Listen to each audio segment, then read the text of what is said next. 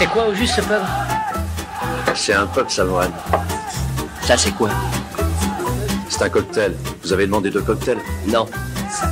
Je t'ai demandé de me servir quelque chose de frais. Vous voulez une bière? Allez au pub. Faites couler la bière! Ces hommes sont assoiffés! Viens dehors. Fais ta note d'abord. Je paierai plus tard. T'en seras plus capable. Ouais, je suis mort de rire, mais je vais te défoncer la gueule. Tu veux que je le fasse ici ou dehors? Alors c'est ça ton truc, tu arrives dans un bar, tu délites d'obscurs passages de quelques bouquins et tu prétends que ce sont tes idées à toi. Et tu fais tout ça juste pour impressionner une fille et embarrasser mon ami? Bienvenue, prends un tabouret et pose-toi, tu es au Ciné du Commerce, un podcast où on parle de ciné, au comptoir, avec une suze qu'on a payée avec la petite monnaie. Avant la grande émission, tu sais que nous avons mis en place ce format dans une pastille à part pour te faire attendre. Ce mois-ci, Père ChatGPT nous raconte une histoire qui s'appelle « Kubrick n'a jamais tourné ça ».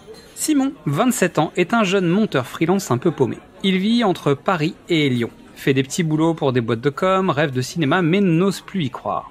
Un jour, après le décès de sa grand-mère, il revient dans la vieille maison familiale en Bourgogne pour aider sa mère à trier les affaires. Dans le grenier, au milieu de vieilles boîtes à chaussures, Simon tombe sur un manuscrit jauni. C'est un scénario complet, en anglais, avec des annotations en crayon rouge. Sur la couverture, The Algorithm, Screenplay by Stanley Kubrick, 1976. D'abord, il croit une blague, puis il fouille. Une lettre, des photos, un échange de lettres avec sa grand-mère, ancienne costumière sur les films européens. Et Stanley Kubrick.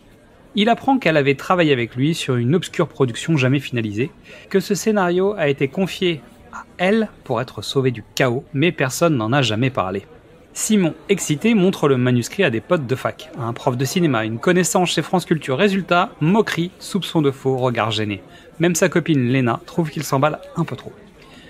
Mais il y croit. Il fait tout ce que ce anti-héros ferait. Il prend un billet d'avion pour Los Angeles avec le scénario sous le bras pour aller là où ce genre de folie peut peut-être exister.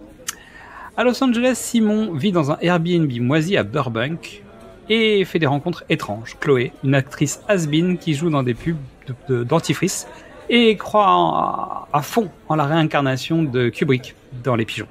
Hector, un sosie raté de Tarantino qui vend des scripts à Venice Beach, et Moira Kubrick Jr., la nièce ultra protectrice de l'héritage de Kubrick qui vit recluse dans une maison high-tech et refuse de croire l'existence du scénario jusqu'à ce qu'elle lise une page et reconnaisse l'écriture de son oncle. Le film prend un virage quand Moira accepte de l'aider. Ensemble, ils partent en road trip pour retrouver les anciens collaborateurs de Kubrick. Ce sont des personnages tous plus fous et charmants les uns que les autres. Un chef-op en exil à Las Vegas, une monteuse alcoolique à Santa Fe, un ancien figurant devenu gourou. En chemin, Simon doute.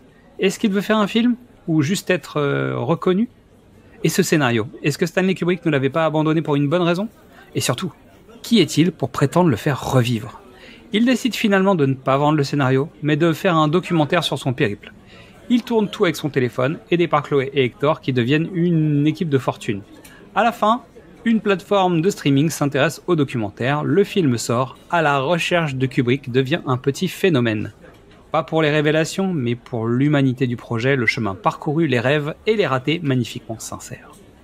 Simon retourne en France, il n'a pas fait le film de Kubrick, mais il a trouvé sa propre voie.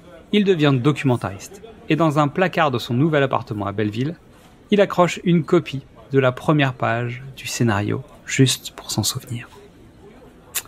Donc merci à toi pour ton écoute. En attendant le grand épisode, tu peux retrouver le pitch était presque parfait sur Facebook, Instagram, TikTok, YouTube et Letterboxd. Tu peux écouter ou réécouter nos autres épisodes. Et n'oublie pas, le cinéma, il n'y a pas que chez Dwayne Johnson qu'on va en boire. Et à la prochaine pour Trinquer Ciné, et ce sera la tournée de Marky Mark. Nos grains, nos pains. À la tienne! Je peux avoir 2 autres Suzes? Je vous dérange en pleine lecture, là. Non, pas du tout. Je ne sais pas comment vous faites pour lire, moi ça m'endort. Eh ben, 2 autres Suzes alors. Il y en a une pour Betty et une pour moi.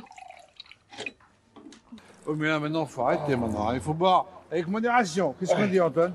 Merci. Non, on dit non. Non, merci.